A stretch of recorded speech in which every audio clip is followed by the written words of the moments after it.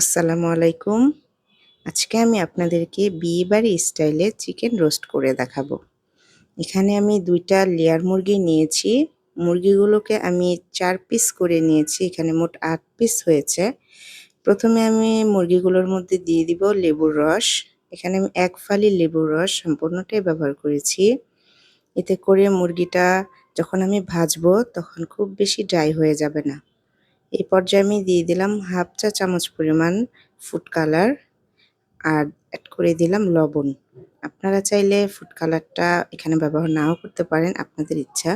তবে ফুড কালারটা দিলে চিকেনটা দেখতে খুব ভালো লাগে এবং অরেঞ্জ কালার যে রংটা এটা চলে আসে। এখানে আপনার ফুড কালারটা না দিলে হলুদের গুঁড়া ব্যবহার করতে পারবেন, কোনো সমস্যা নেই।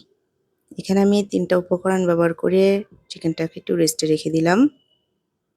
এই পর্যায়ে আমি ফ্রাই প্যানের মধ্যে তেল গরম হতে দিয়ে দিলাম এবং এক এক করে চিকেনগুলোকে দিয়ে আমি চিকেনগুলো ভেজে নেব। আমি চিকেনটাকে একটু সামান্য কড়া করে ভাজবো। আমার ফ্যামিলির সবাই চিকেন রোস্টের সময় চিকেন রোস্টটা একটু বেশি কড়া করে ভেজে খেতেই পছন্দ করে। আপনারা চাইলে এখানে হালকা করে ভেজে নিতে পারেন, কিন্তু ভেজে নিতে হবে। এই পর্যায়ে কোনোভাবেই কষিয়ে রান্না করা যাবে না। এখানে আমি এক এক করে সমস্ত চিকেনগুলোকে দিয়ে দিলাম। আমার এক পাশ চিকেন ভাজা অলরেডি ডান। এখন আমি উল্টিয়ে নিব।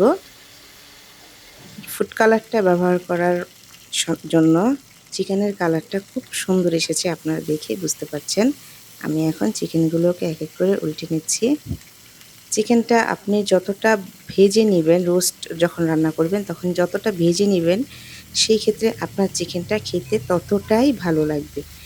চিকেন রোস্টের যখন আমরা রান্না করি তখন যে বিয়েবাড়ির মধ্যে আমরা চিকেন রোস্টটা খাই, এই ক্ষেত্রে কিন্তু চিকেনটা বাবুর্চিরা অনেক কড়া করে ভাজে, যার ফলে চিকেনটা খুব শক্ত হয় এবং খেতে খুব ভালো লাগে।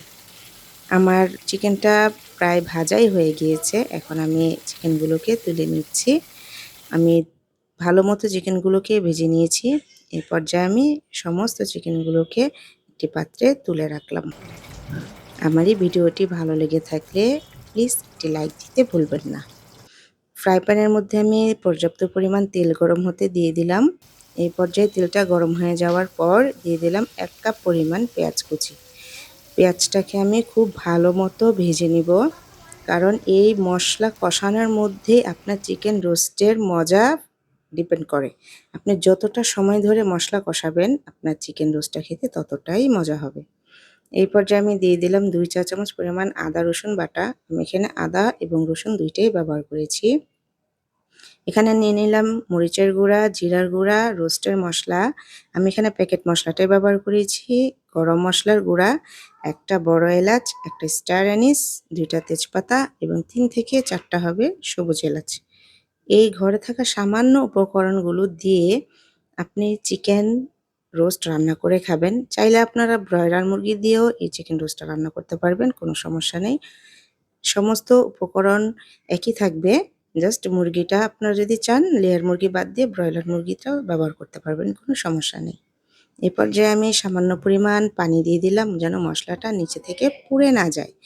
মশলাটা যতটা সময় ধরে আপনি ভাজবেন বা কষাবেন, আপনার তরকারি বা রোস্ট আপনি যাই রান্না করেন, তরকারি হোক রোস্ট হোক, খেতে ততটাই ভালো লাগবে। এই পর্যায়ে আমি ব্যবহার করেছি ২ চা চামচ পরিমাণ ধনিয়ার গুঁড়া এবং লবণ। সমস্ত উপকরণগুলোকে আমি প্রায় ২ থেকে ৩ মিনিট যাবৎ লো হিটে ভেজে নিয়েছি। খুব ভালো মতো ভাজার জন্য আমি যেন মশলাটা নিচে লেগে না যায়, সেজন্য একটু পানি ব্যবহার করেছি অল্প অল্প করে। এবং এই পর্যায়ে আমি ১ মুঠ পরিমাণ কাঠবাদাম, ১ মুঠ পরিমাণ কাজু বাদাম, ১ মুঠ পরিমাণ চীনা বাদাম, ৩ টা বাদামই ব্লেন্ড করে নিয়েছি এবং বাদামটা দিয়ে আমি সেই মশলার সাথে আবারও কিছুক্ষণ সময় ধরে ভেজে নিলাম। এখন আমি চিকেনের এই মশলায় অ্যাড করে দিব ভেজে রাখা চিকেন। এই পর্যায়ে আমি কোনো পানি ব্যবহার করিনি।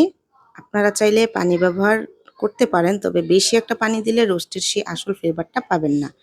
এই পর্যায়ে আমি ৪ থেকে ৫ টা কাঁচামরিচ ব্যবহার করেছি। কাঁচামরিচটা অবশ্যই শেষে দেওয়ার চেষ্টা করবেন। এতে করে খুব সুন্দর একটি ফ্লেভার আসে রোস্ট থেকে। কেউ প্রথমে কাঁচামরিচ ব্যবহার করবেন না, এতে করে রোস্টের ফ্লেভারটা নষ্ট হয়ে যায়। এখন আমি এই পর্যায়ে ব্যবহার করেছিলাম দুধ। আমি যে রোস্টটা ফুল রান্না করব, এটা এই দুধ এবং এই টমেটো সস এই ২টার মধ্যে আমি রান্না করব। আমি বেশ পানি ব্যবহার করব না। কারণ যারা বিয়েবাড়িতে আমরা রোস্ট খাই তারাও পানি ব্যবহার করে না। এতে করেই রোস্টটা এত ফ্লেভারফুল হয় এবং মজা হয়। এখানে আমি দুধ এবং টমেটো সসটা দিয়ে প্রায় ১০ মিনিট পরিমাণ লো হিটে ঢাকনা দিয়ে ঢেকে রেখে দিয়েছিলাম। লো হিটে প্রায় ১০ মিনিট পর ঢাকনাটা উঠিয়ে এই পর্যায়ে আমি কিছু ইনগ্রিডিয়েন্টস ব্যবহার করব। এখানে দিয়ে দিলাম ৬ থেকে ৭টা কিশমিশ এবং ২ চা চামচ পরিমাণ দুধ। আপনারা চাইলে এখানে মাওয়া ব্যবহার করতে পারেন। তো আমি মাওয়া আমার ঘরে ছিল না, সেজন্য আমি ব্যবহার করিনি। এখানে আমি ১ চা চামচ পরিমাণ হবে কেওড়া জল দিয়েছি আর ১ মুঠ পরিমাণ এই যে পেঁয়াজের বেরেস্তা। এই ২টা জিনিস আপনারা অবশ্যই ব্যবহার করার চেষ্টা করবেন, পেঁয়াজ বেরেস্তা এবং কেওড়া জল। এতে করে আপনারা চিকেন রোস্টের আসল ফ্লেভারটা পাবেন। এই হচ্ছে আমার চিকেন রোস্টের ফাইনাল লুক। আলহামদুলিল্লাহ দেখতে খুবই লোভনীয় লাগছে এবং খেতেও আলহামদুলিল্লাহ খুবই মজা হয়েছিল। আপনারা পোলাও কিংবা বিরিয়ানির সাথে সার্ভ করতে পারেন। আমি এখানে সাদা পোলাওয়ের সাথে সার্ভ করেছিলাম। খুবই ভালো লেগেছিল এবং খুব মজা হয়েছিল। ভেতর থেকে রোস্টটা বাহির থেকে ড্রাই এবং ভেতর থেকে সম্পূর্ণটাই জুসি ছিল। আপনারা দেখেই বুঝতে পারছেন। আমার এই ভিডিওটি যদি আপনাদের কাছে ভালো লেগে থাকে তা অবশ্যই আমাকে কমেন্ট করে জানাতে পারেন। এবং আপনারা কীরকম ভিডিও দেখতে চান তা আমাকে অবশ্যই কমেন্ট করে জানাতে পারেন।